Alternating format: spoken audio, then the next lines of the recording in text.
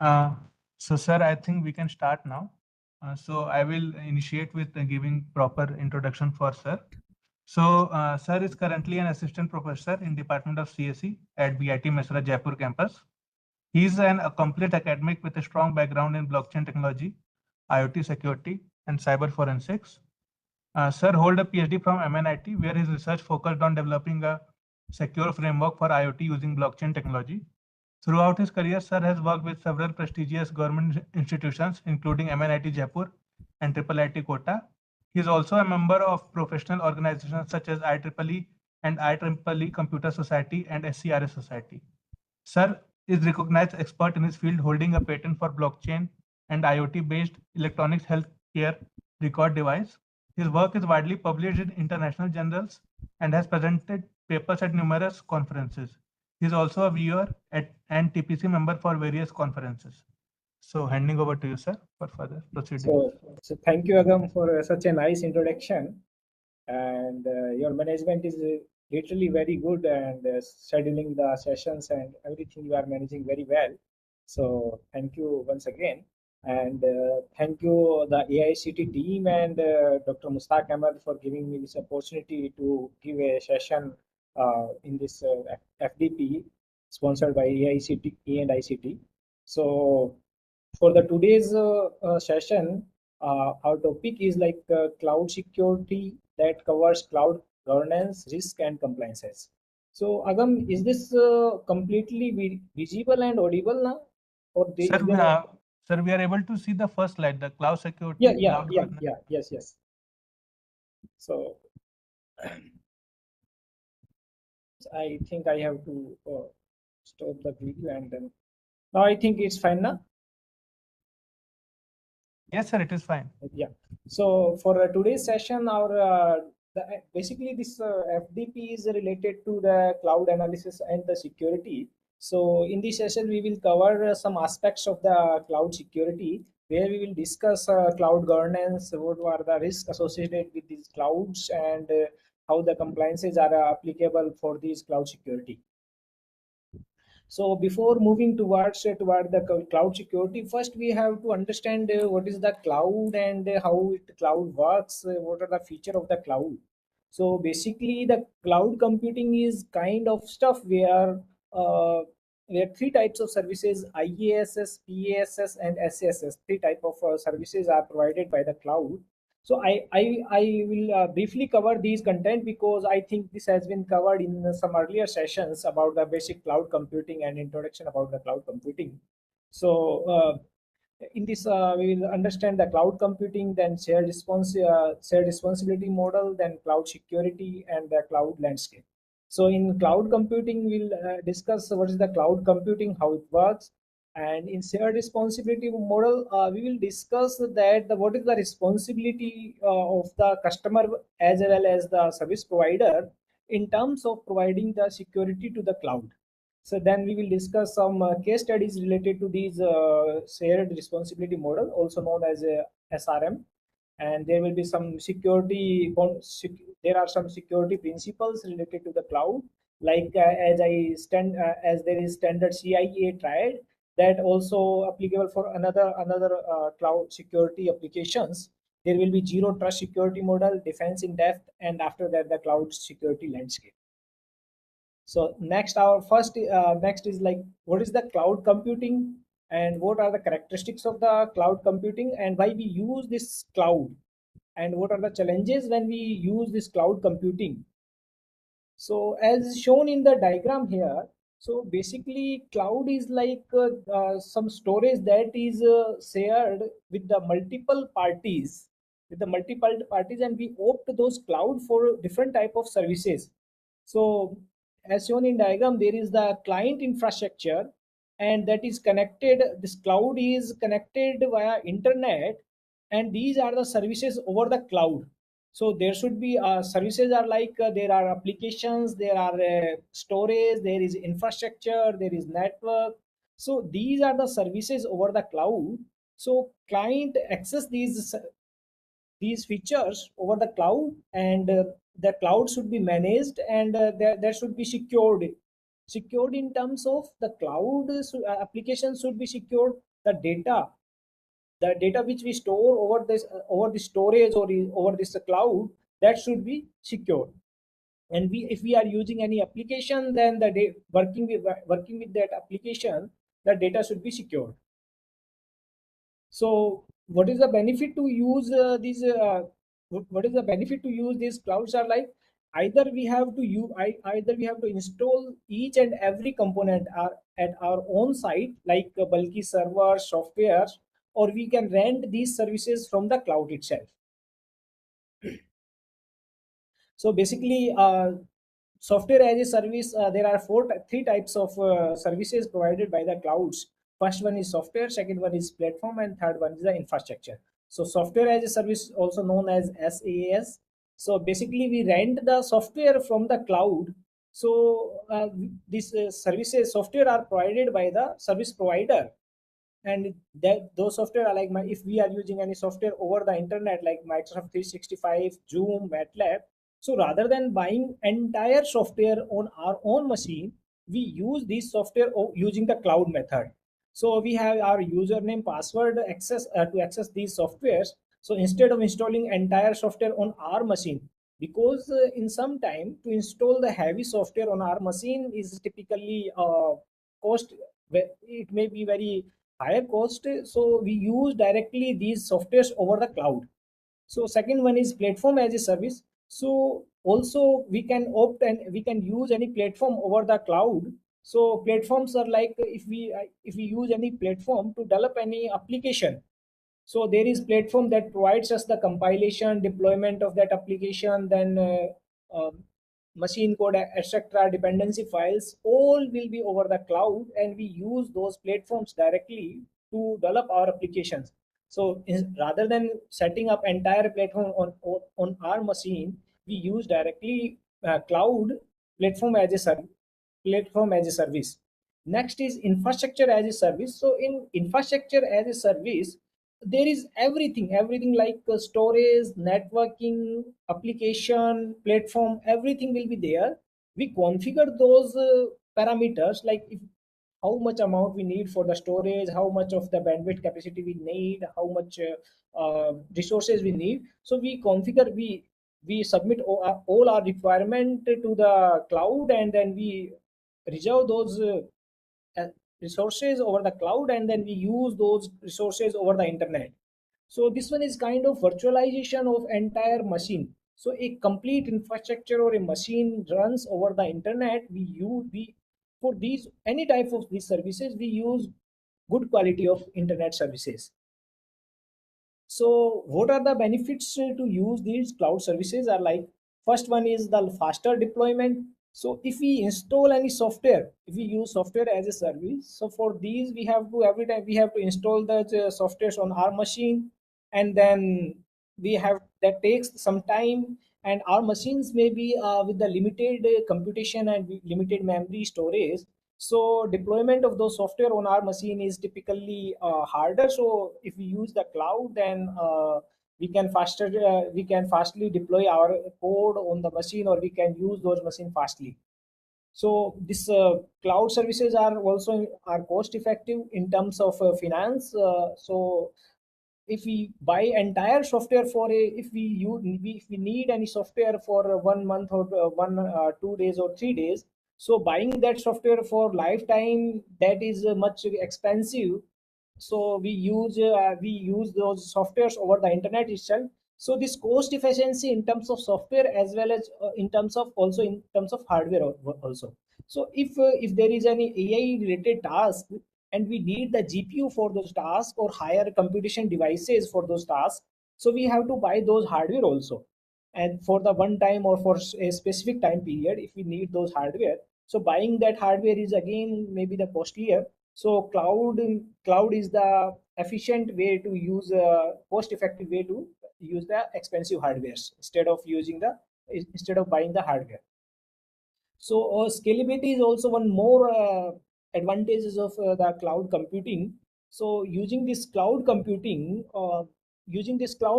we can expand our resources. Like if, for example, if I need 15 GB of storage over the internet, so I am using those 50 GB of internet. for some project, if I need 500 GB for the storage for 1 month or 2 months, so either I have to pay for the and I have to buy entire storage or hard disk or SSD for the um, development, or I may purchase those resources from the internet itself based on our requirements. So based on the demand, we can purchase the resources, and we can take the subscription of those resources and can you expand our network, and we can scale the resources up. And as if the resources are not usable for those times, so we can relieve those resources also.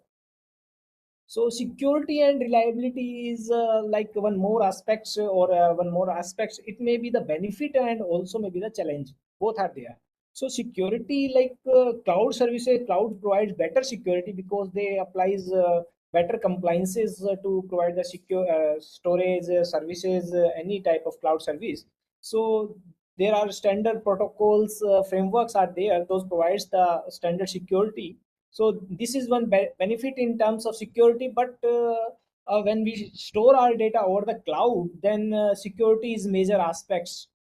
So this one is either sometime it may be the advantage, or sometime it may be the disadvantage. So also reliability is again maybe one benefit or maybe one issue. Like if sometimes we state that my own machine is more secure if that is on the cloud. So that is my machine is more reliable in terms of my machine is more reliable. Sometimes if the service provider, cloud service provider, is more reliable in terms of availability, so we can state that cloud services are more reliable with compared to our hardware, because our hardware may be destroyed due to the low quality of hardware. So generally the cloud service provider uses reliable and authentic hardware. So sometimes this cloud services are more reliable with compared to using our own machines. So although we have discussed, there are some challenges while we use this cloud computing. So first one is the data breach. So when we store our data over the cloud, so the chances are higher than someone else can see our data and can download our data, can use our data. So data breach is the major challenge in the cloud computing and cloud analysis. So latency is one more challenge while using the cloud services. The reason is like every service used over the cloud need the internet connection. So if we are far away from the cloud services, so then we need the higher internet connection. So we need high internet connection. So there may be the latency, there may be some delay while accessing these data or these services over the cloud. And if internet is slower, then for every input, or if we are typing something over the internet using over the cloud, so for every input that will take lots of time, and that will give us some delay while computing or any task. So compliances is one more challenge, because the clouds we opt any cloud service, so those service provider must follow the legal rules and regulations. Those can be tricky to apply over the cloud services. So the compliances or the security rules, security framework is one more challenge while using the cloud service. So these are basically these are some brief about the cloud. So basically cloud is like storing that cloud is like services are over the cloud, and we are using those services over the cloud with the high internet connection. And the data uploaded over the cloud must be secure, and the internet connection should be the good. So our major challenge in cloud is cloud security, data security. So next is the shared responsible model. So who is responsible for the security in the cloud, in the shared responsibility model? Because when some data is stored over the cloud, then there is the responsibility of client as well as server to the data should be the secure. So the cloud provider has the responsibility to secure our data. Also customers should be take care about the security to storing the data to the cloud. So in shared responsibility model, there are two components. First one is a cloud provider or cloud service provider like AWS, Azure, Google Cloud. These are the cloud platforms, clouds who provides the cloud services. So basically, this cloud provider are concerned about the security of the cloud, and customers are take care of the security in the cloud. So security of the cloud, like physical security or how the internet network security, all are provided by the cloud service provider. Whereas security in cloud means what data we are storing that must be encrypted. Those are take care of the get take care by the customer. So in shared responsibility model, the responsibility of the security of cloud computing cloud devices is of the shared between cloud and cloud service provider and customer. So what is the responsibility of cloud service provider? So security of the cloud, so protecting the hardware, protecting the software, networking and data centers. So these are the responsibility of the cloud, ensuring the uptime, redundancy, disaster recovery. The data should be reliable, that cloud should be uptime for most of the time, the data should be redundantly managed, and the implementation of firewall is also implementation of firewall encryption models and monitoring and logging the cloud services. So these are the responsibility of the cloud service provider. And now what is the responsibility of the customer? So the customer's responsibility is, so when we store our data over the cloud, so we have to configure the security settings in a proper manner. We have to assign the proper rights to a proper person. So we have to manage the access control policies, like accessing the data, who can access the data. So that may be the role based access, that may be the location based access. So identifying a legitimate user and providing the access to that user, those are the responsibility of the customers in the shared responsibility model. So we can also implement multi-factor authentication to access the data over the cloud. We can also provide some password mechanism to manage our access controls. So these access controls should be managed by the customer itself, because customer know to whom we have to provide the access. Also customer has to encrypt the sensitive data and and he also has to monitor the log files who is accessing their data. So these are the responsibility of the customer. So basically, when we use a shared responsibility model, so there are some when we provide shared responsibility model, or by any way when we provide a security to the cloud, so there may be some common mistake that generally arises. So sometimes without because mistakes from the cloud service provider side, or it may be from the customer side. But generally cloud service provider are professional in their work, so the mistake on their side is very less, because they opt standard frameworks or compliances for the cloud security. But generally mistakes are from the customer side. So what are those mistakes? So sometimes customer doesn't apply any security parameter over the cloud. They just store their data over the cloud where there is no password protection mechanism is applied. So data is publicly available to all and anyone can access those data. And sometimes if there is any password mechanism to access the data, so basically they apply the weak password, like password 1234, password at the rate password 123456. These type of common weak passwords are applied to the data, and generally these are easily crackable. So if the customer applies weak password, then there is a chance to store the data, or the privacy will be breached. And sometimes there are sometimes a multi-factor authentications factor is also applied to the data. But due to the time consumption or due to the difficulty for the multi-factor authentication, users generally go for the single factor authentication like password or biometric. So these are common mistakes. And one more, ignoring security updates is also one more concern when in the cloud security. Generally, customer doesn't update their software, cloud software, while they ignore those soft security updates.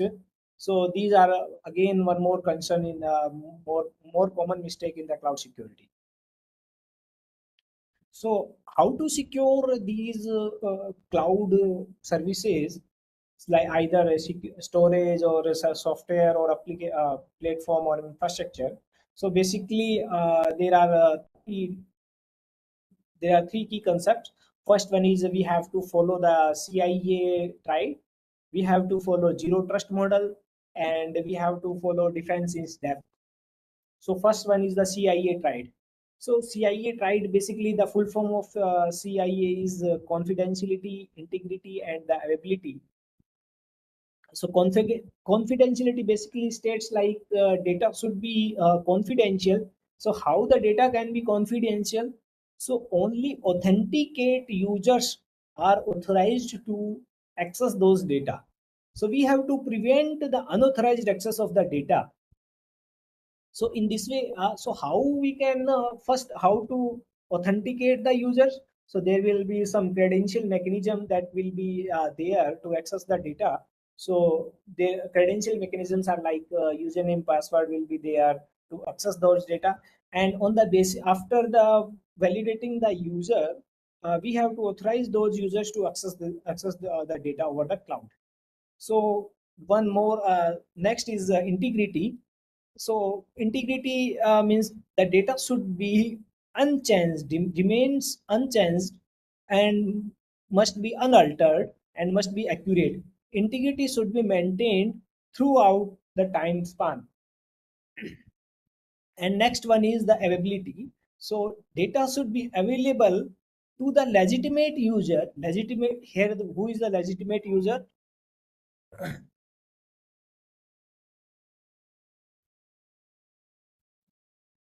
So who is the legitimate user? So basically the legitimate user is who has the authorized to access that data and who has the credential to access those data.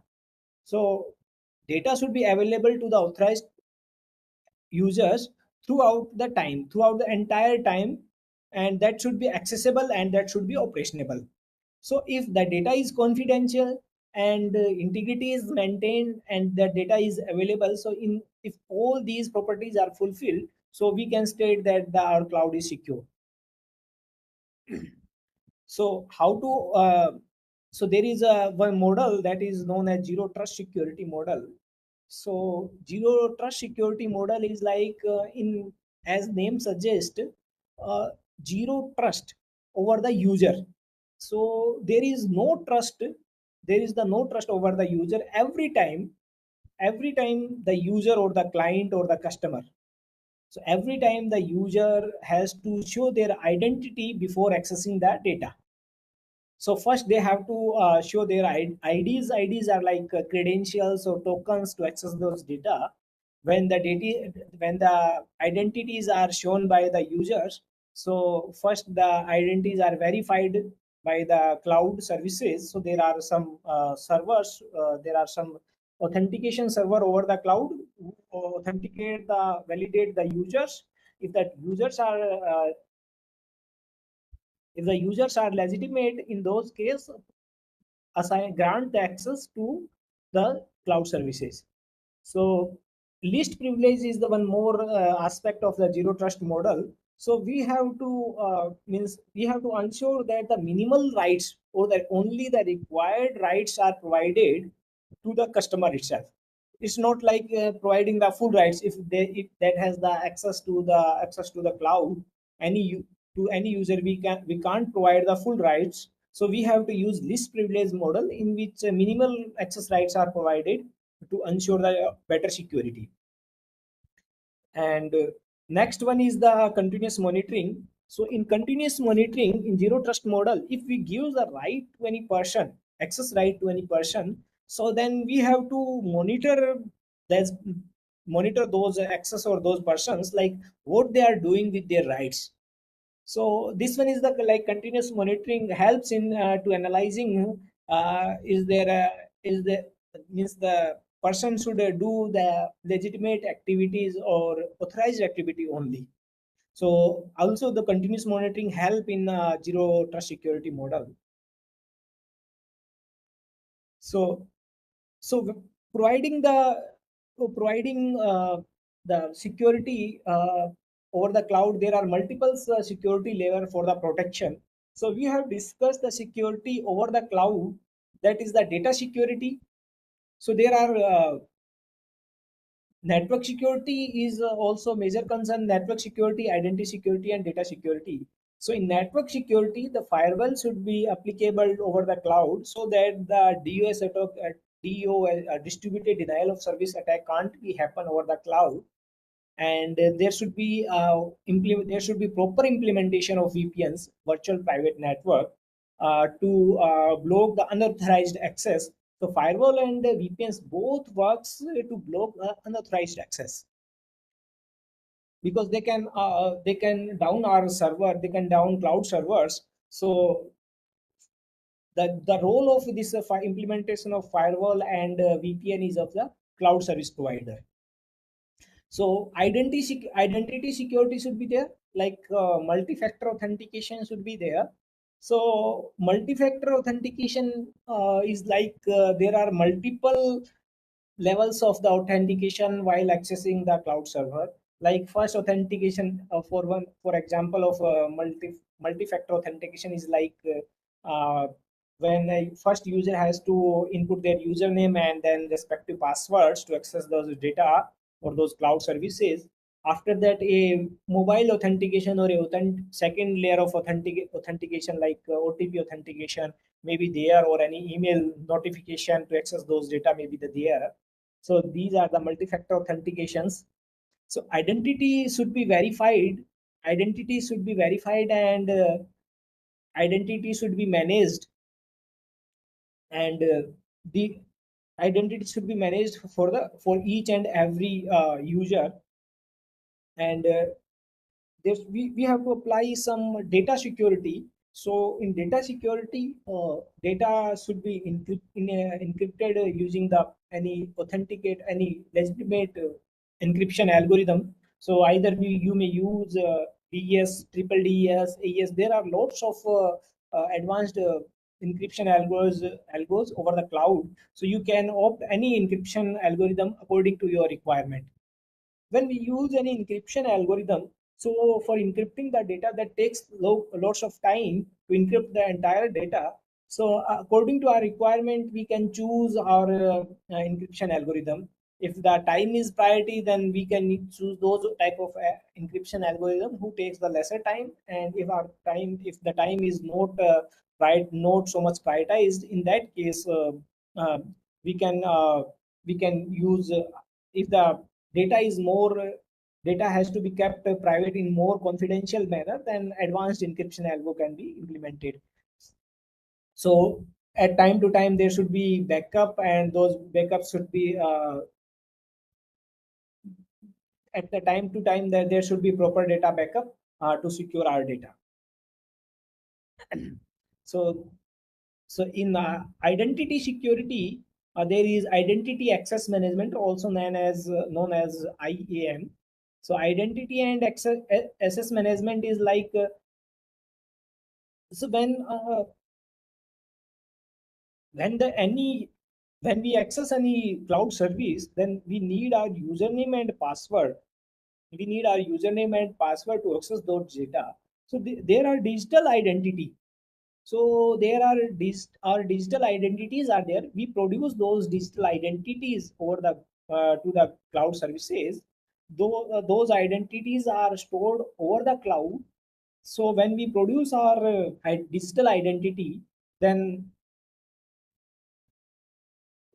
these identities are matched with their database, and then these identities are matched with their database, and if the digital identity are correct, in that case only the users are allowed to access those services. So IAM tool helps help ensure that the right people can access the right resources for the right reason at the right time. So in digital identity, first one is the right person should be there. So how we can assure that the person is right? If the person produce their digital identity, so we can assure that the person is the right person. So we have given some rights to access the resources. So some resources are restricted for a person X, and some resources are restricted for uh, the person Y. So only to a specific person, a specific group of resources are allowed to access on the base of their digital identity. And these resource rights are provided for a particular region. Means why they are accessing these type of resources. So there will be some log files, you can monitor why they are using these resources and at the right time. So the time should be there. We can apply some timing mechanism, like from 9 to 5 a user can access the attendance system, or like at a for a specific time period these services can be accessed. So at the right time with the right region, and these right resources are accessed by the right persons. So IAM is like basically protecting our digital identities. Those are stored over the cloud. So so there is a one report from the IBM X-Force, that is threat intelligence index. So that states that 30% of cyber attack involves the theft and abuse of valid accounts. So misuse of valid accounts or theft of those valid accounts are the chances 30% chance where the cyber attack happens. So these digital identities should be protected. So these digital identities should be protected. So the effective identity and access management safeguard sensitive data, enhance compliances, and reduce the risk of unauthorized access. So if the digital identities are safeguarded, or means if the digital identity stored at the cloud is the safe, so we can secure, because first step to breach the data is like if the digital identity is stolen or theft. In that case, all the rights will be given to the unauthorized user, although that user is authorized with the stolen digital identity. So we have to safeguard our sensitive data, IAM, identity and access management data, access management data, to reduce the risk of the unauthorized access. So there are some fundamentals associated with this IAM. So we have to use this again principle of least privilege. We have to use the role-based access control policies. We have to manage identity lifecycle, and how now next there will be implementation of these IAMs. So in IAM there are four pillars of this IAM. Those are four, also known as sometimes four A's of the IAM. So first one is administration of the IAM, authentication, authorization, and the auditing.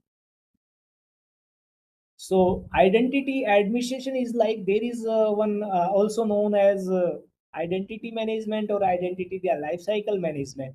So identity administration is like administration is like process of creating the identity, maintaining these identity, and securely disposing those identity after the use.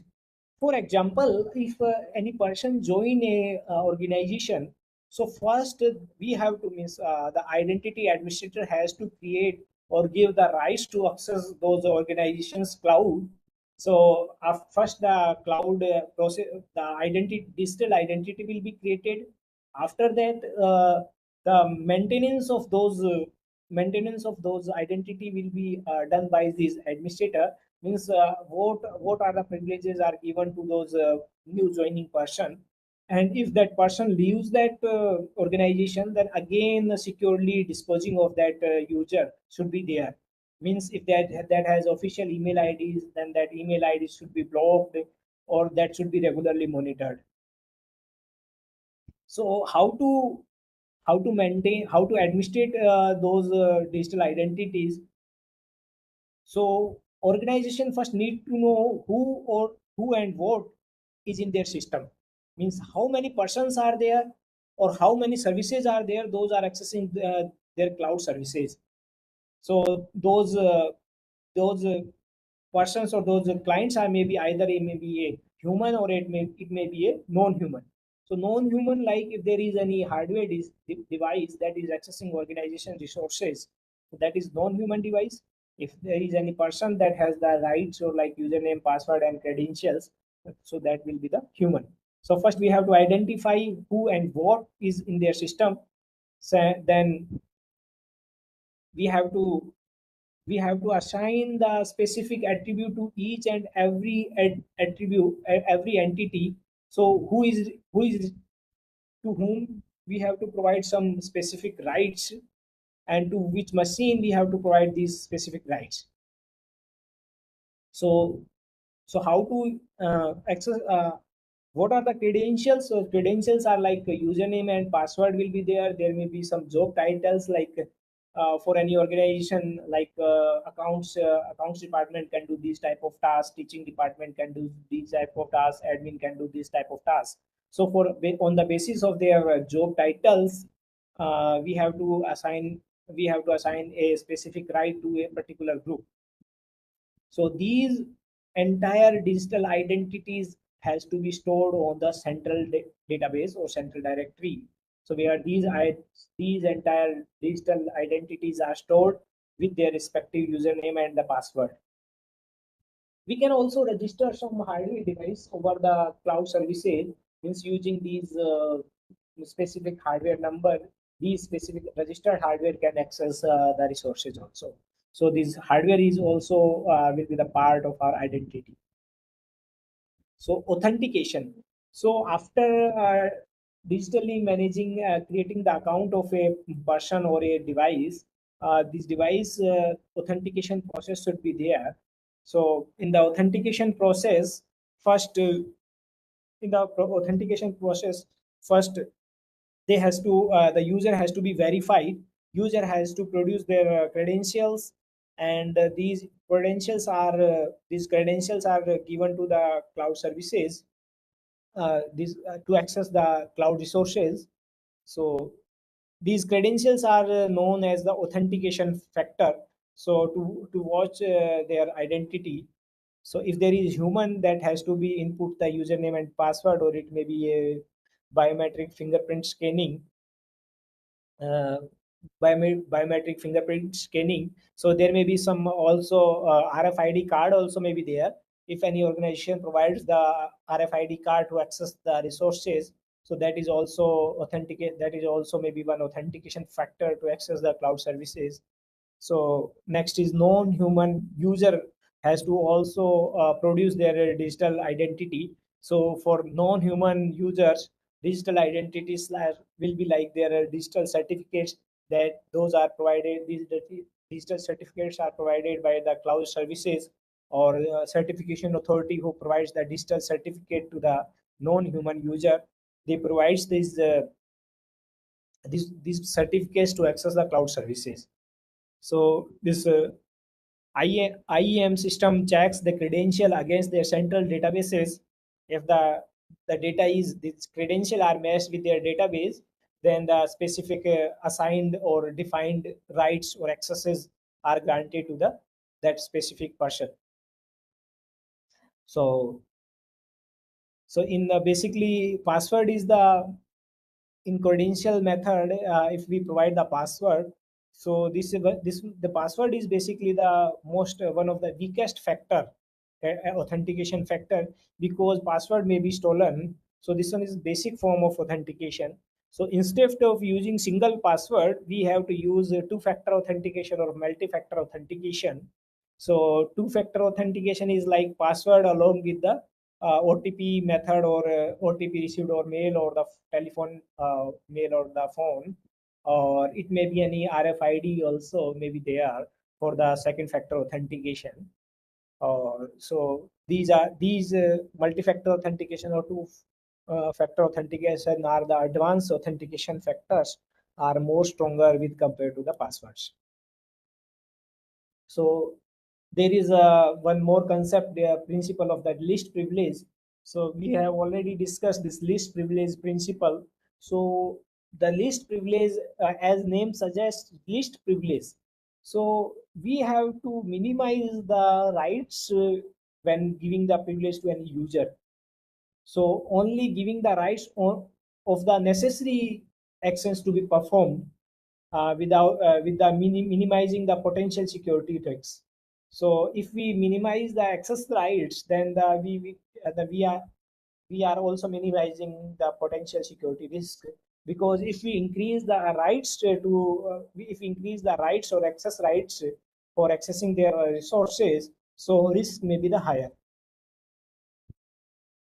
So the benefit to apply use this list privilege model is like that reduces the attacks by limiting the unnecessary permissions, that mitigates the impact of potential breaches, because in least privilege already there are very limited privileges to a person, so only required privileges are there, so that mitigates the impact of potential breaches.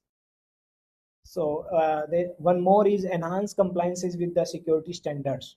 So generally, better compliances with the security standard states that we have to use least privileged model for securing our cloud services. Next one is we have to also use role-based access controls. So role-based access controls is like in one organization, uh, there are some methods. Either we have to give rights to an individual person or assign a rights to a particular role. So for example, if there are three entities, Alice, Bob, and Charlie in the organization. So if Alice works as a admin. So all the rights, if we assign the role of the admin to the Alice, so automatically all the rights of the admin will be provided to the Alice. And if Bob also do the same task as an admin, so we have to just assign the role to the Bob instead of assigning all the privileges to the Bob individually. So all the privileges and permissions or access rights assigned to the admin will be applicable for the Alice and Bob both. So if anyone leaves that organization, so we have to just remove that person from that we have to just remove the role of that person, so automatically all the rights will be removed from those person. So these are sometimes role based access control methods are beneficial. So but we have to monitor time to time, we have to maintain the log files, and we have to audit those log files to analyzing who is accessing what. So, so the advantage to use the role-based access control policies are, so this simplifies the administration by grouping permission into a role.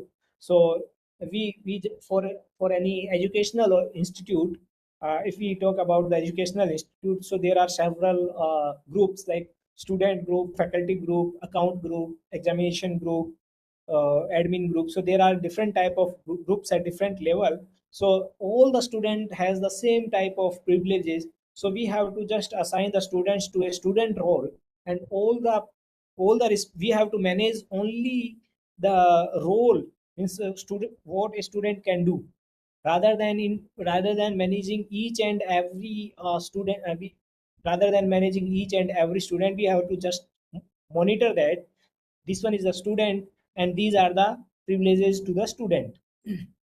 So sometimes this simplifies the administration process, and also that ensures the appropriate assets align with their responsibility. So to managing large data set or large students individually, or managing those with their group is much easier. or that also provides the scalability. Like if there are any students enrolled in this organization, so we have to just assign the student role to the person. If any faculty joins the organization, then we have to assign that person as a faculty or a professor. So if that is professor, that can that in that case he can mark the attendance. If that is student, then he can only visualize the attendance. So on the basis of the requirement, we have to means cloud has to assign the roles. So next is the authorization. In the there are as we have there were four pillars of the IEM. So first was the administration, second one is authentication, and third one is the authorization. So authentication and authorization, so both are deeply linked with each other. So only authenticated persons are authorized to access those resources. So first we have to authenticate the user. First we have to authenticate the user, and then authenticated users are authorized to access the resources. So we can state that authentication API request is for the authorization.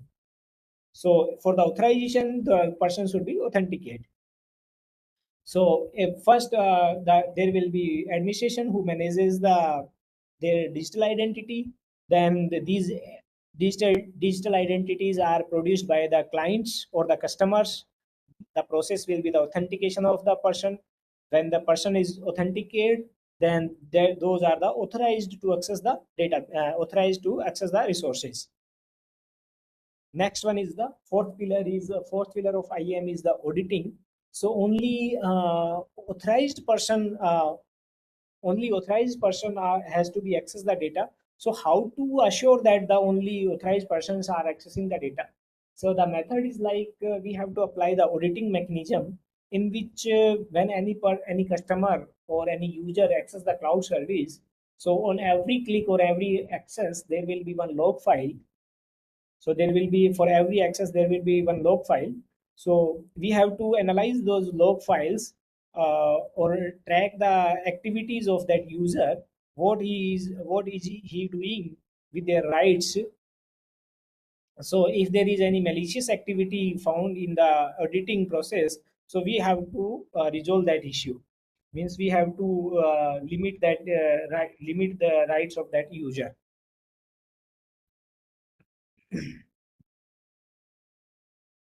Next is the next component of this identity access management is identity lifecycle management.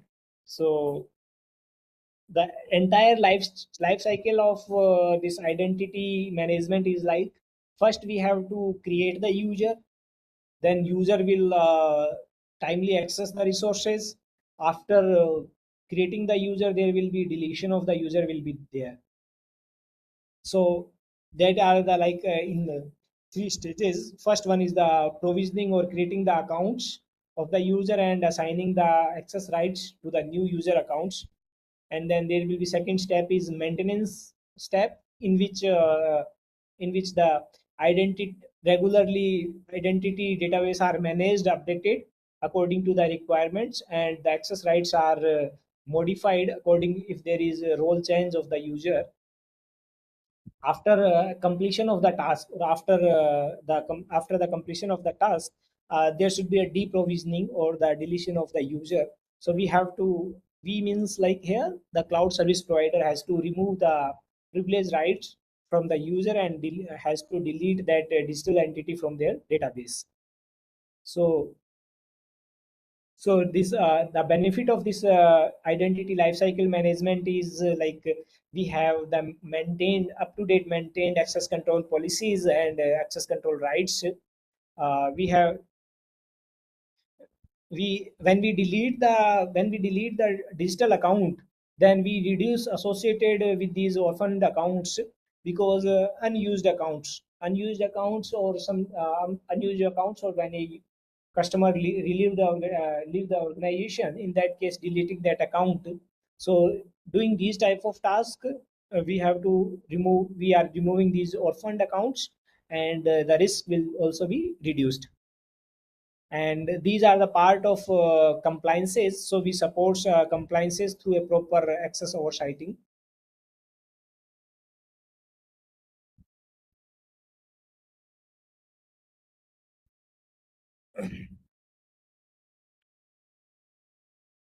So what are the best practice wise while implementing IEMs?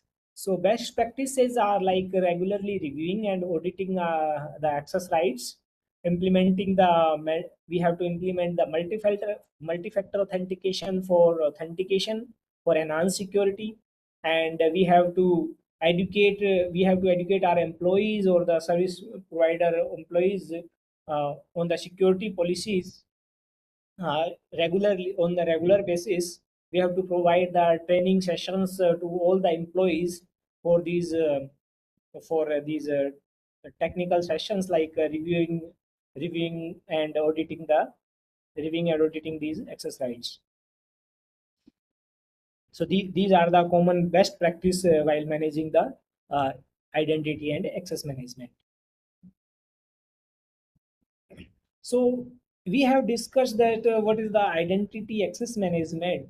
So now, who provides these access management? So there are some cloud services who provides these access management. So basically, there are three IAM service providers. First one is AWS IAM. Second one is Microsoft Entra ID, that was formerly known as Azure Active Directory. Third one is Google Cloud Identity and Google Cloud IAM. So, most of these IAM services provide the same type of task. Like first they create the users of the group, then assigns the role, and then on the basis of those roles, some policies are implemented. So AWS IAM, uh, in AWS IAM, first AWS creates the user account. So first user has to create their account over the AWS server, and create their account and has to create their required password, generate their passwords. After creating the account, they have to select one specific role, or means we can state that they are added to a specific group for the simplified permission management. When they when the users are added to the group, then a specific roles, means there are multiple persons having the same role. So we have to means cloud service provider has to assign the rights to the specific role, and each and every user plays a role. So all the rights provided to this role will be applicable for all the users. And then after assigning the role, the policy will be implemented. So so to which user what type of rights or permissions are given. So there are some policies written in the JSON format that explicitly grants or deny permissions to user, group, or role. So there is user who is the part of any group that plays a role. So the permissions are either granted or denied on the basis of user roles, user groups, and role. Second one is the Microsoft Entra ID access management. So in Microsoft Entra access management, again there will be the users and group. So manager Microsoft, we have to again produce our identity. We have to manage the identity, and then there will be group membership will be there to provide the controls or access rights to the resources, and then there will be role based access control mechanism. That is the role is assigned to a user, and a specific action within the Azure server can be allowed to that particular role. And there will be policies and there will be some policies, and there will be multi-factor authentication when we use Microsoft Entra. So in Microsoft Entra, there is a multi-factor authentication, whereas in AWS IAM, we explicitly allow or grant the permissions.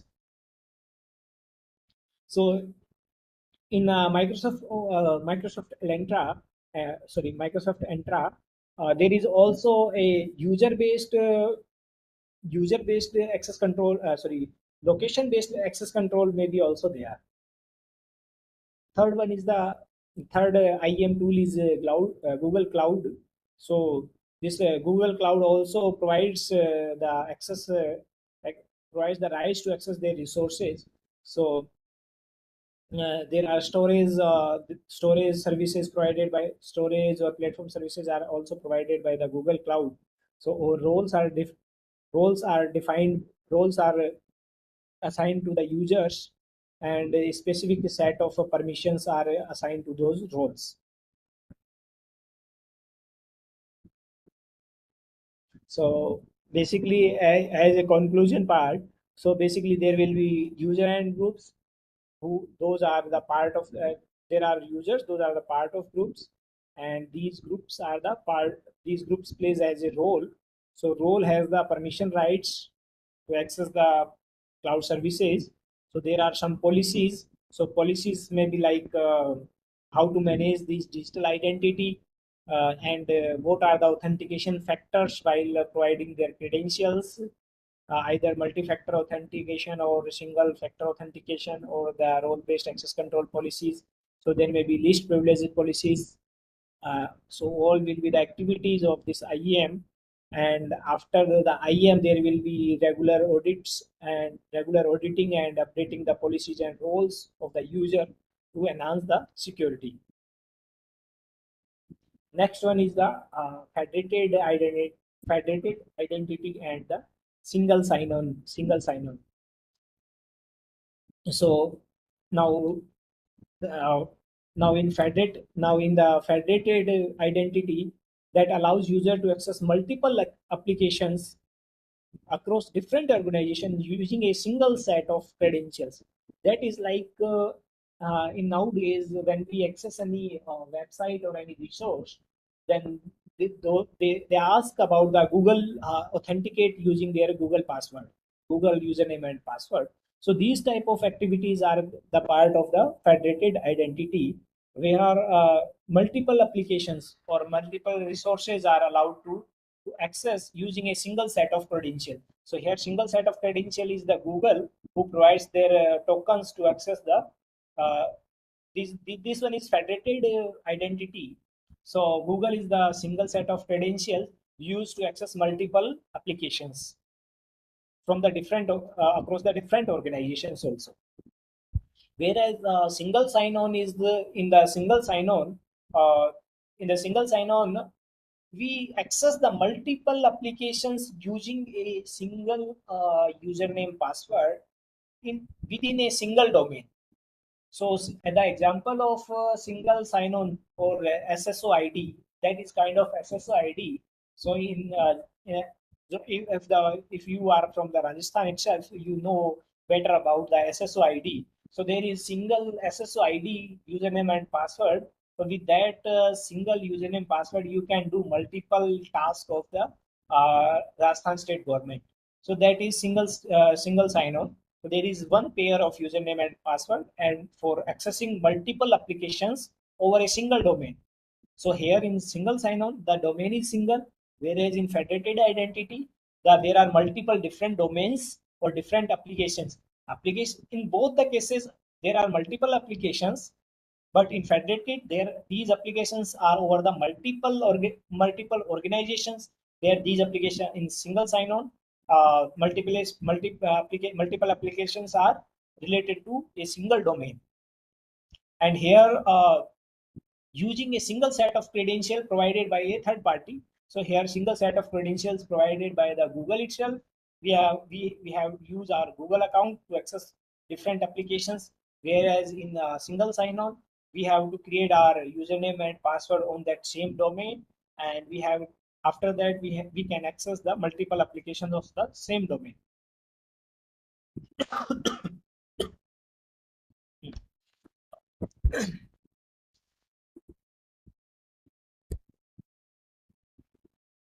So 1 minute, please.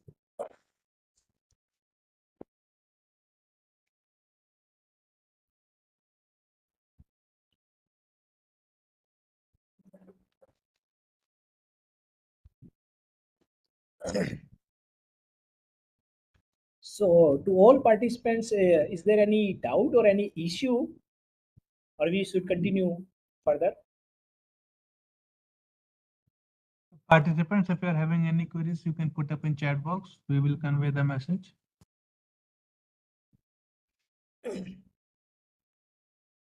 Okay.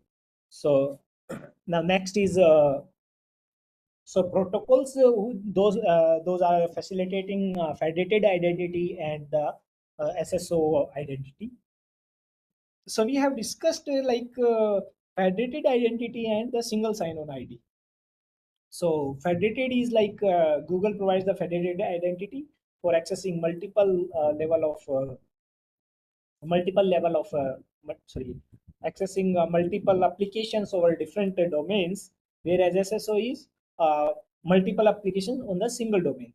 So there are some protocols for this federated identity and SSO ID. So there is first one is the SAML, that is Security Assertion Markup Language. So that is a XML based standard that is used for the authentication and authorization between the parties. So this one is the uh, uh, this one is the SAML. So in SAML, as shown in diagram, first user provides.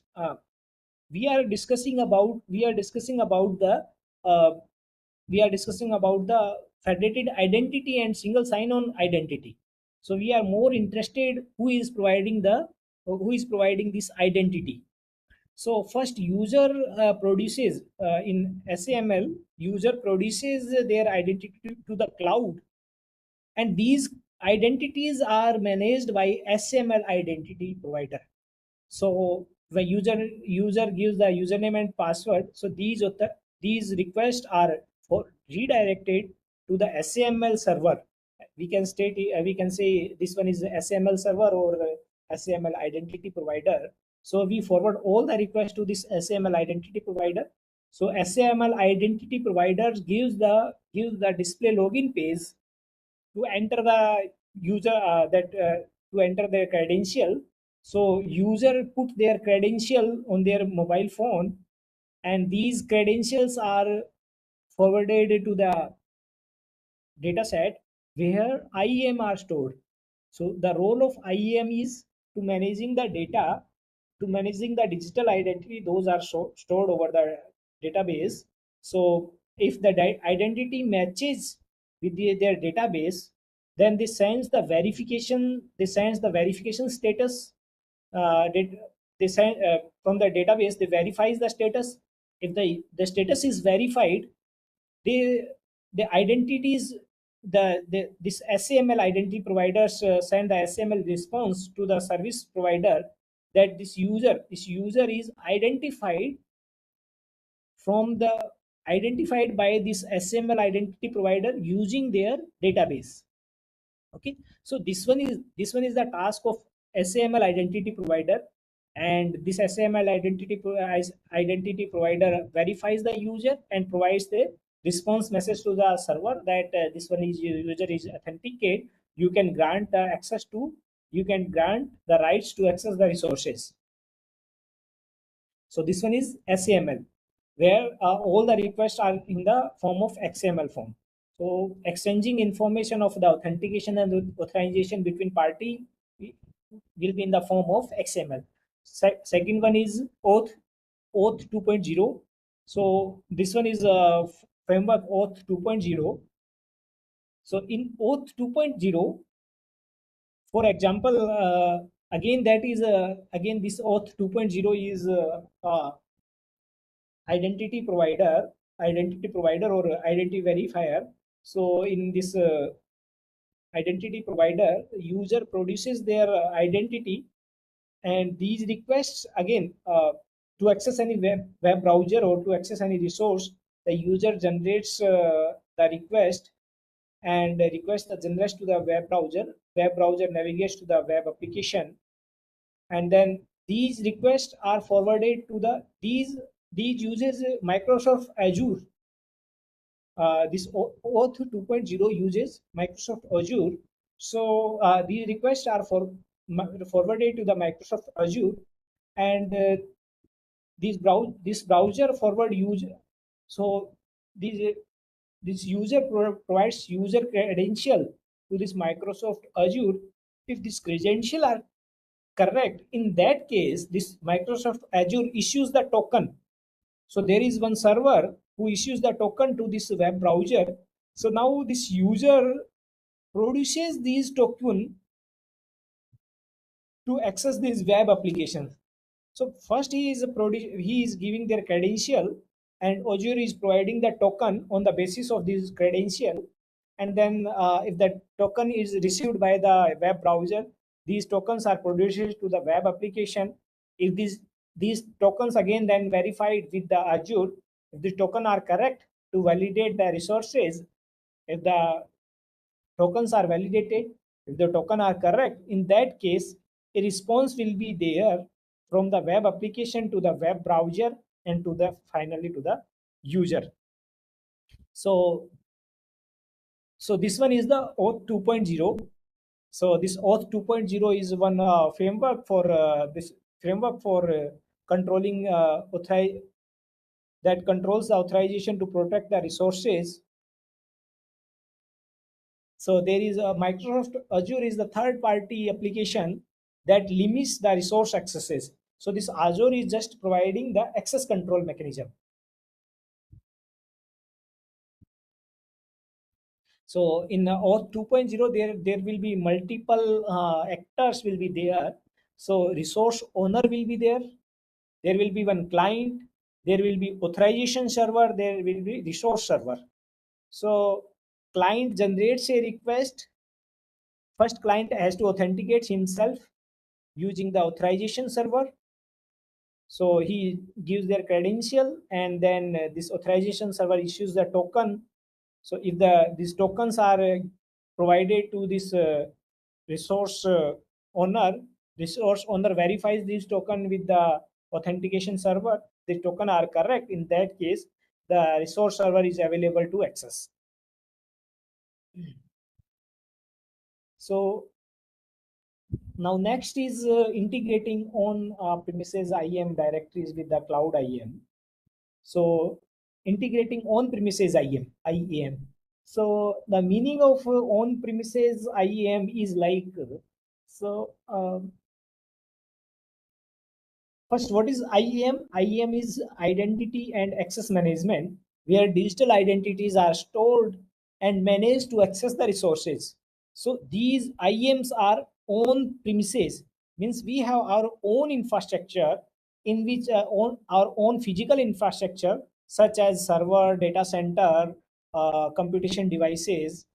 So these, so we have to also manage these on premises infrastructure. So we have to manage these on premises infrastructure. We have to manage the directories. So some physical infrastructure will be on premises, and some infrastructure will be used over the cloud. So we have to integrate on premises infrastructure as well with the cloud infrastructure, and after that we have to manage these infrastructure with the help of IAM. Okay, so managing these on premises infrastructure requires lots of internal resources for maintaining and scaling the resources. So the challenge in integrating on premises IAM is like, we have to ensure seamless authentication across on premises infrastructure as well as cloud environment. So there will be the process of the authentication should be the seamless. So, and there should be maintaining consistent identity management policies for both the infrastructure. cloud infrastructure as well as on-premises infrastructure. So we have discussed these Microsoft Entra and AWS IAM integration. So this one is OAuth 2.0 is based on the OAuth 2.0 is based on the Microsoft Entra, and we have also discussed this AWS integration. So what is the benefit to use this? What is the benefit to use this federated identity and SSO is like? So basically, we have discussed four pillars of IAM. Those are administration, authentication, authorization, and auditing. After discussing the process of IAM, we have discussed the life cycle of this IAM. After that, there are some models of the IAM. There are some cloud service providers of the IAM who provides the cloud services. We have discussed SML, OAuth, and then integrating the on-premises directory directory with the cloud IAM. Now next is PM, privileged access management. Okay, so we have also discussed this federated and single sign-on with the three frameworks or models.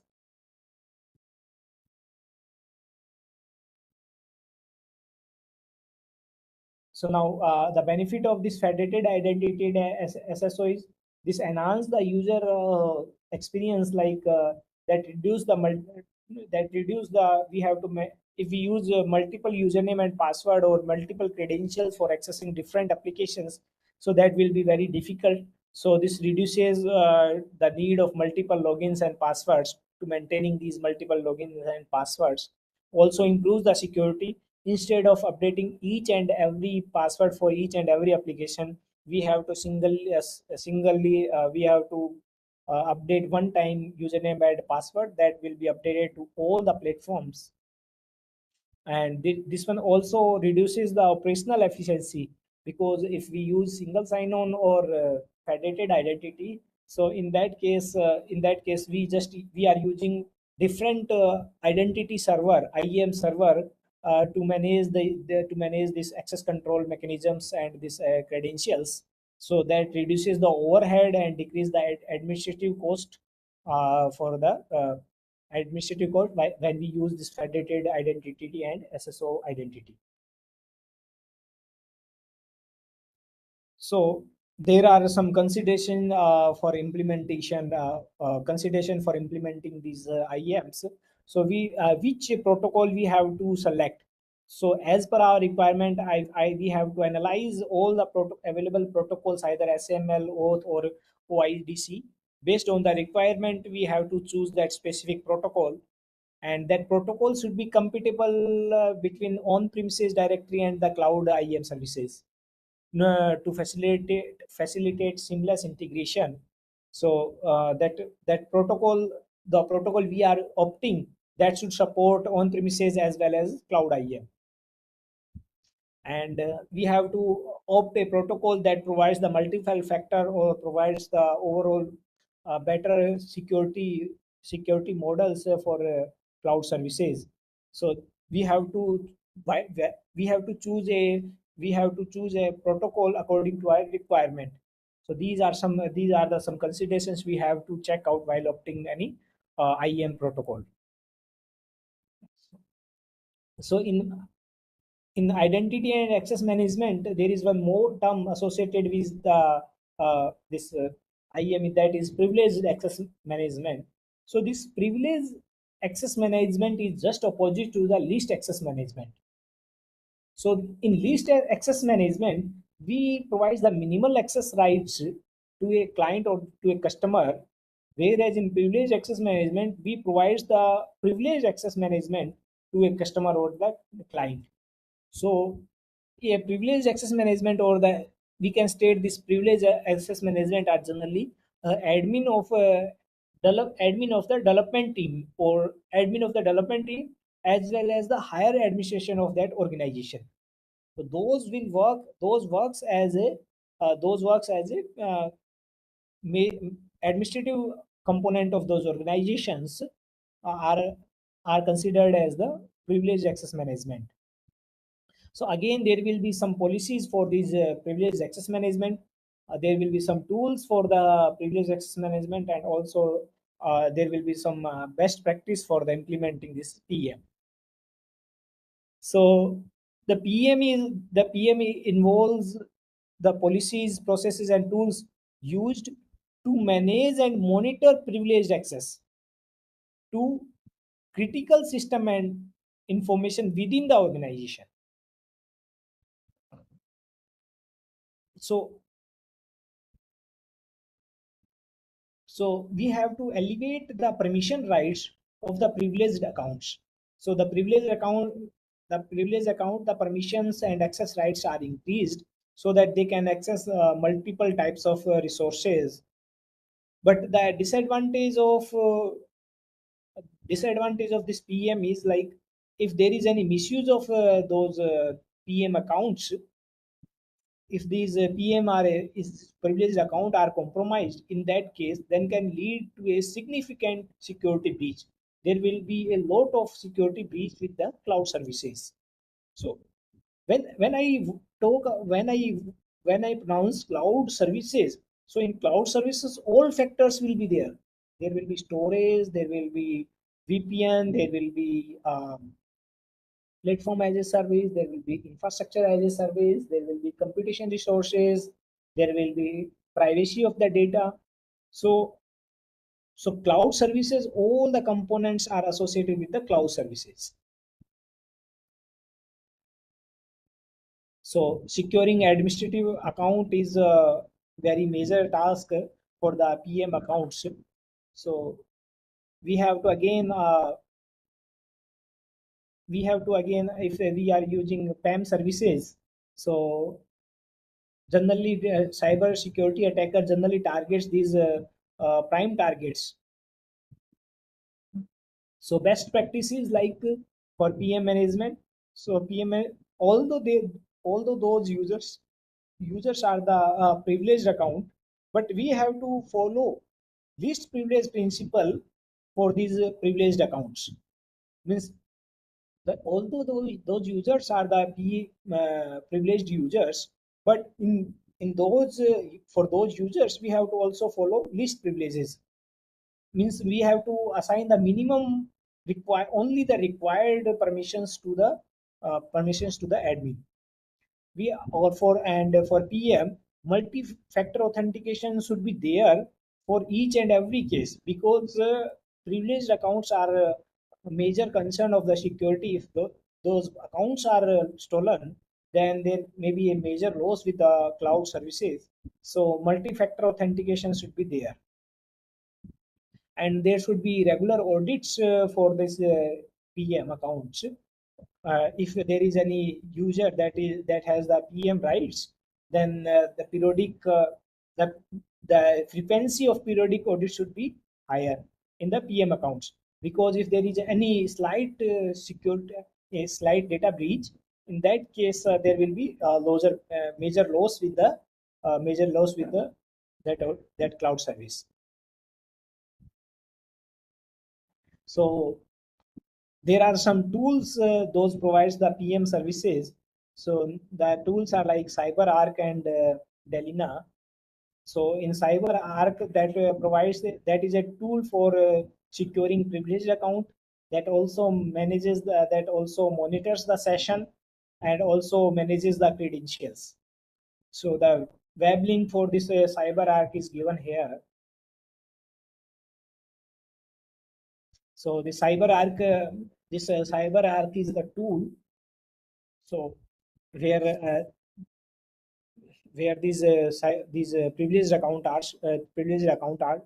are secured and monitored, and these credentials for these PM accounts are managed.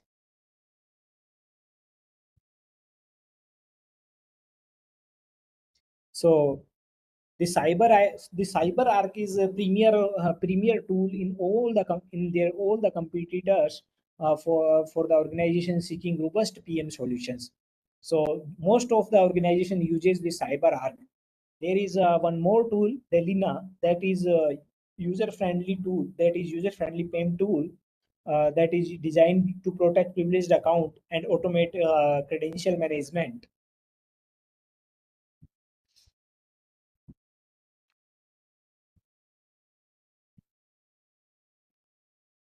So, so implementing this PM for implementing this PM, best practices are credential walleting should be there.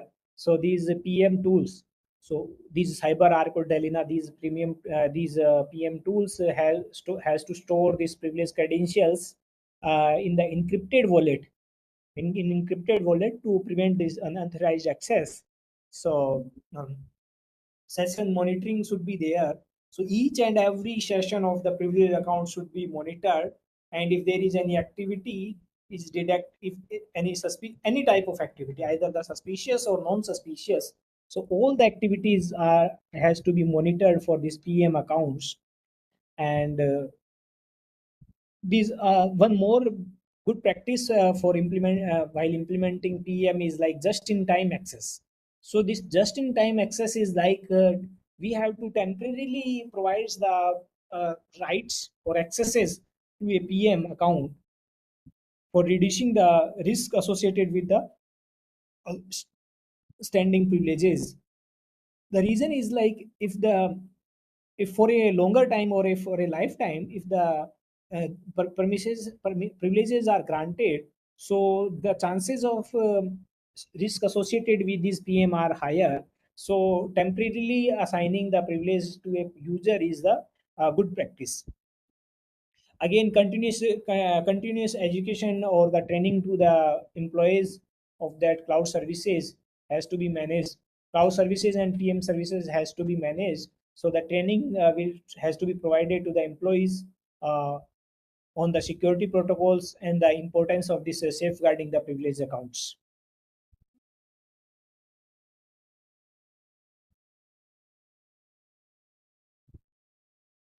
So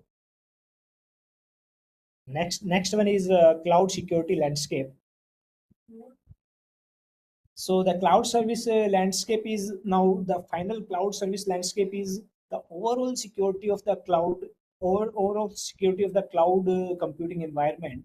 So there are some cloud service providers. So there are security challenges associated with these cloud service providers. So how to mitigate these securities? So to mitigate these securities, there are some standard compliances and frameworks. So these cloud service providers has to follow these framework and these strategy policies, and has to use the tools to secure the cloud environment. So there are some tools for PM tools, there are IAM tools for the securing the clouds. There are some frameworks, there are some policies for securing the cloud services.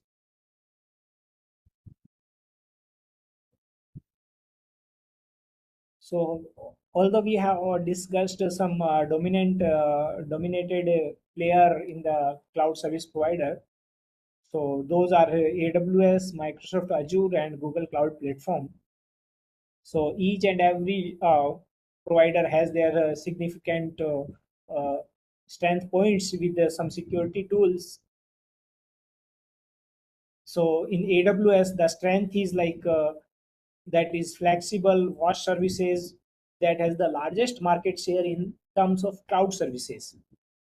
So this AWS provides the AM, guard duty, AWS Shield. This AWS Shield is firewall and security hub. So these are the security tools provided by this AWS. And this Microsoft Azure is the best for the enterprise. The strength point of this Microsoft Azure is that this one is the best for the enterprise management. It can be easily integrate with the Microsoft product, because most of the organizations uses Windows operating systems, Office, Microsoft Office, Microsoft 365. So this Microsoft Azure can easily be integrated with these Microsoft products. So security tools are associated with this uh, provided by this Microsoft Azure are Azure Sentinel, Defender for cloud, Key Wallet. So this Key Wallet is managing the key, managing the identity. Defender is kind of antivirus or safeguard for the cloud, and there is Azure Sentinel. Now next big player is Google Cloud Platform. So this Google Cloud is the strong point of this Google Cloud is that is strong in AI and ML capabilities, and security tools provided by this security tool provided by this Google Cloud Platform is Chronicle, BeyondCorp, Security Commander. So each and every each and every provider and player provides multiple security tools for the cloud services. So these are the key challenges as we discussed till now. The key security challenges in cloud is like data breach. So data breach is like unauthorized access of the data. So if there is any unauthorized access of the data, so that data breach will be there. Misconfiguration may be there while configuring the cloud services, and so misconfiguration may lead to the security breaches. So if incorrect configuration is there, incorrect security setting is there, that leads to the vulnerabilities. So compliances issues are also there. So we have to adhere with the compliances for meeting our security and privacy regulations. So there are two security compliances we will discuss in next part: GDPR and HIPAA. So next is weak identity and access control. So if we use only password based authentication or weak passwords, so that can be a major security breach, because unauthorized person can try multiple password and can gain the access. And those attacks also can be there. So what is the DOS attack? So DOS attack is distributed denial of service attack, in which multiple users attempt the fake request to the cloud. So cloud is busy in verifying the request and will not be able to respond with each and every legitimate request. So overloading the cloud resources and increasing the downtime or causing the downtime, that is the DOS attack. So there are several cyber security frameworks. There are several cloud security frameworks and standards. So there are different international organizations who provides the framework for securing these data, or securing these cloud services. Okay, so first one is the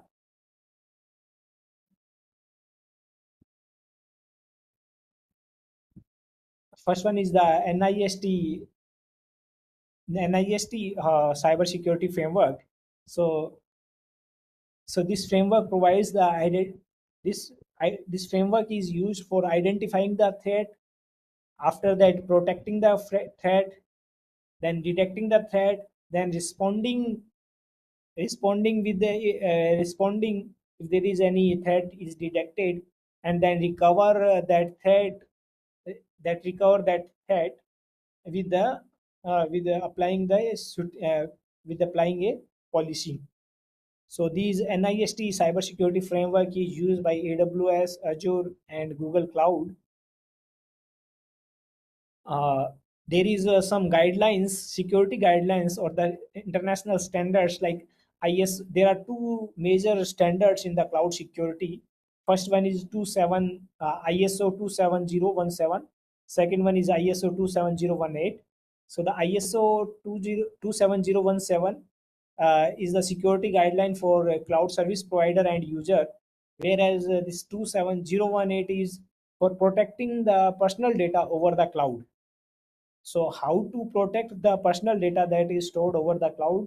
For those type of services, there will be 27018, whereas for securing the entire cloud, that is 27017.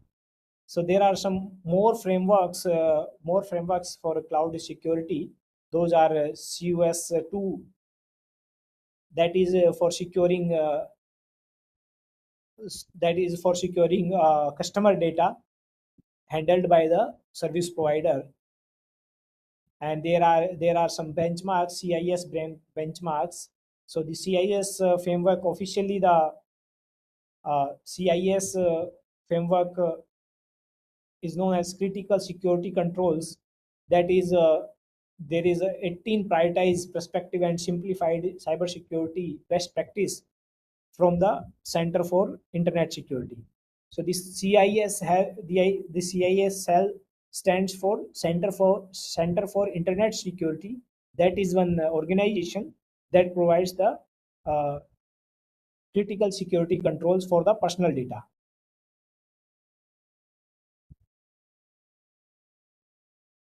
So this SEO framework. So now we will discuss this SOC framework.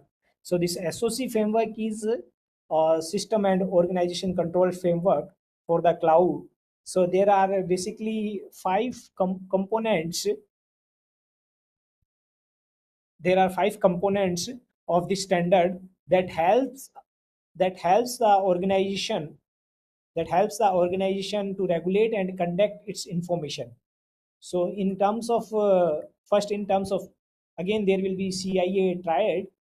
So first C stands for the encryption. First C stands for the confidentiality. So how to obtain this confidentiality? So confidentiality can be obtained using the encryption mechanism, a specific encryption mechanism with some access control mechanisms, either role-based access control mechanism or privileged access control mechanism or least privileged access control mechanism, or that confidentiality can be maintained by the VPN or the firewalls. Next criteria is integrity. So integrity, overall data should be consistent, and quality of that data should be assured. So that at any instance of time, the data should be integrated. Next, I stands for the availability. So the availability is like the data should be available to the right person. Right person, who will be the right person?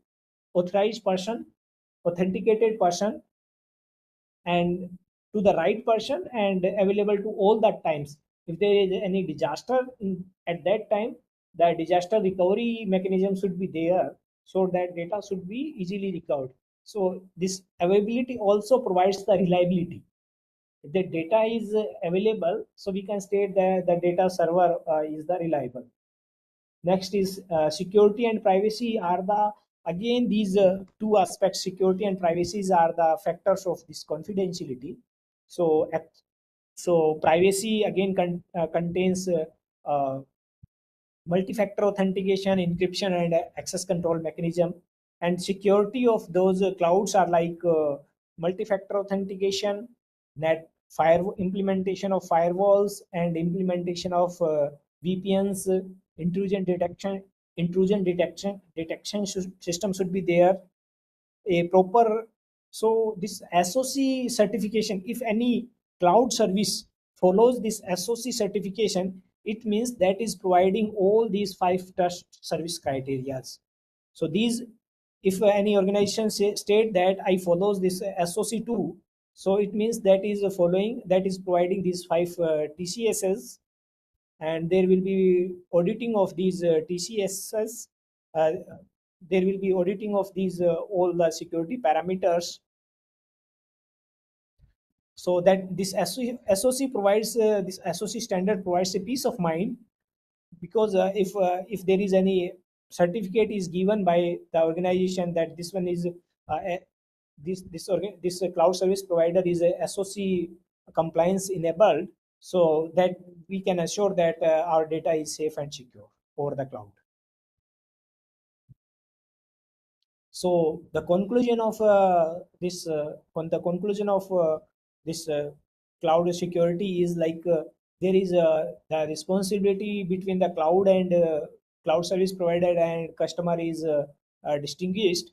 So each and every party, means both the parties, manages their responsibility and applies their rules, and the this cloud service provider opts any suitable framework and applies the opts suitable framework and applies security tools for that ensures a safe and reliable cloud computing, and also auditing and monitoring of the data should be there. Now next, cloud governance, risk and compliances associated with these cloud security aspects. So cloud governance is like good governance. Cloud governance, if any organization follows proper cloud governance rules, then we can state that that is good governance cloud services. So good governance of clouds. So what are these cloud? So I think we have covered.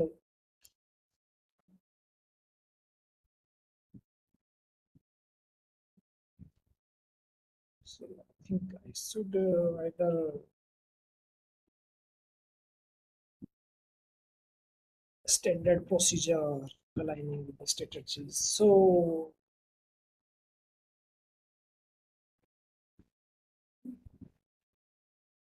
let me continue in a fast forward manner because there are lots of content still there.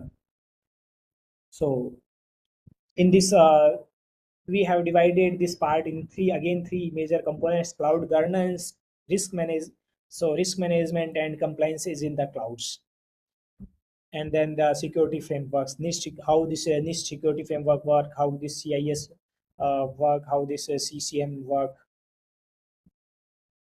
So the cloud governance is like defining the policies, establishing the standards, developing the procedure for these policies, uh, for enabling these policies, and these policies should align with our cloud strategies as well as with our business objectives. So these cloud governance is like there is a set of rules. It applies specific policies or principles to use the cloud computing services. So these again we have discussed, although we have discussed most of the components. So the in cloud governance, the monitoring of the cloud will be there. There will be cost optimization should be there. The policy should be scheduled, means at what time which operation will be applied. There will be there will be a proper dashboard for analytics and reports. There will be proper auditing and budgeting of the cloud services. If there is any security compliances applicable to the cloud, then what are those compliances, and what are those compliances and algorithms for the security and privacy. So this cloud governance involves establishing a proper framework for what purpose? So the framework for policy, standard and procedure to manage the cloud services effectively. Okay, so the cloud governance is like a good security mechanism or applicable to the cloud. So how to apply this good security mechanism? So that is using this standard policies, standards, and a predefined, well-defined procedure for managing the cloud services. If there is any attack, so there should be a proper mechanism. So the purpose of this cloud governance is to secure our application and data that is located over the cloud distinctly. So what is the policy? So in cloud governance, the policies are the set of rules and directives that are as per the organization's expectation and rules for cloud service uses. So there will be high level of rules that those defines the organization expectation, and so also those rules defines also those rules defines a better decision making within the cloud environment. So these are the written policies in the cloud governance. So they have to follow these written policies. So these policies should provide, while developing these policies, so these policies should provide the data protection and privacy. So the data should be safeguard, the sensitive information should be safeguard, and so how to safeguard these information? So the mechanism is like to encrypting the data over the cloud storage. So there should be proper access control mechanism and authentication mechanism should be there. That may be role based or that multi-factor authentications. So compliances with the regular industry regulations. So these cloud governance governance should ensure that the cloud operation adhere to the relevant industry standards and legal requirements. So what are these standards? So standards are the well-defined written rules and regulations. Those are uniform for all. Those are uniform for all for all and each and every user over the cloud. And these should be uniform and should be consistent for each and every operation over the cloud. So these standard provides a benchmark for implementing the effective policies.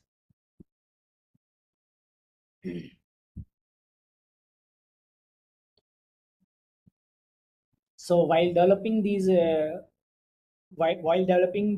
policies, so there is a procedure. So there are step-by-step detailed instructions for implementing the policies and standards, ensuring that the tasks are performed consistently and correctly. So what type of task? So the task is like if we are using storage service, so data should be encrypted.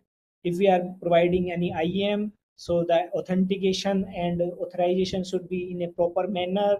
There should be one IAM tool, that there should be a PAM service. Those should be provided consistency and correctly. So the importance of developing this procedure is that provides the consistent execution of the task, also facilitate the training and onboarding. So these policies also has some documentation to maintain. Policies has the documentation and standard of SOPs. So within the cloud environment, so organizer or admin has to follow these SOPs within the cloud to manage the resources. So we have to align these cloud strategies with the business objective. So if we use any cloud service, then in that case these cloud services should fulfill our business objectives. So we have to use those type of cloud services, those aligned with our business objectives. So what we need, so first we have to identify our business objectives. So first we have to identify our business objectives. What are our requirements? What requirements are like resource requirements, scalability, cost optimization, for what purpose we are opting the cloud services. After that we have to find a specific cloud we have to find a specific cloud service provider that fulfills our all the requirements, that aligns with our objective. If that cloud service provider aligns with our objective, then in that case only we opt for this cloud. So in cloud services, so when we use any cloud service, then there should be standard policies, there should be standard benchmarks for the safety and security, there should be some proper IAM tools, there should be proper standards, there should be well-defined policies, written policies. If there is any breach, then how to maintain these breaches. All will be the part of this all will be a part of this cloud service, part of this cloud services, and will should align with our business objective. So regularly we have to maintain our regular basis. We have to audit our policies and then analyze the policies. If they meet with our requirements, then we have to proceed with these policies, or we have to provide our feedback to these cloud service providers. And on the basis of these cloud feedbacks, the service provider has to update their policies. So what is the benefit for using this cloud governance? So if there is a cloud governance, effective cloud governance, then the risk will be mitigated. So how the risk will be mitigated for the cloud using the effective cloud governance? The reason lies there will be standard policies for the security mechanism. So if the cloud follows those policies and standards, then the chances for the security vulnerabilities will be very lesser, and that will be very lesser, and operational efficiency will be operational efficiency will be one more aspect of this effective cloud governance that streamlines if there is any activity. So how to proceed with that activity? There will be a predefined, well-defined SOP and procedure, and there is clear guideline how to manage that activity, how to manage those resources. So operational efficiency will be there. uh, that enhances the overall decision making, that provides a clear framework for evaluating cloud initiatives, facilitating information decision that aligns with our business objective. So the conclusion of good governance or effective governance involves the clear policies, standards, SOPs that aligns with our business. And if that cloud service follows these policies, then our data will be the safer and secure. So I think we will cover. I have one more session tomorrow. So Agam, are you there? Yes, sir. Yes, sir. I'm here. So I think I have one more session tomorrow morning. So remaining task, I think we have to cover in tomorrow, and after that Yes, we'll sir. continue our next part. No? Okay, sir. Okay. So, So the risk management. So tomorrow next part of next is risk management will be there for the tomorrow, and compliances and the framework and certification will be there. After that, we will see the cryptographic primitives. Okay. okay, sir. Okay. And to all the participants, if you have any doubts, so you may write in the chat box itself. And I am also providing my mail ID.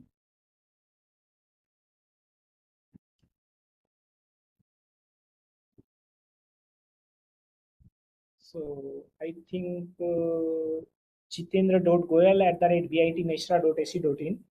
If you have any doubt, then you may contact anytime via mail. So you just drop the mail. And right now, if you have any query, then you may ask all the participants. Otherwise, we'll continue tomorrow.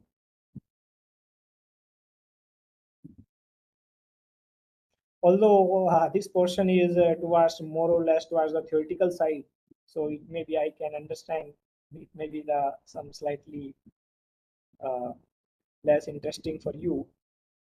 But surely tomorrow there will be proper algorithm and protocols will be there. So that will be towards some mathematical side. So to all participants, if there any doubt, please let me know. Participants, if you are having any issues, you can put up in chat box. Any queries?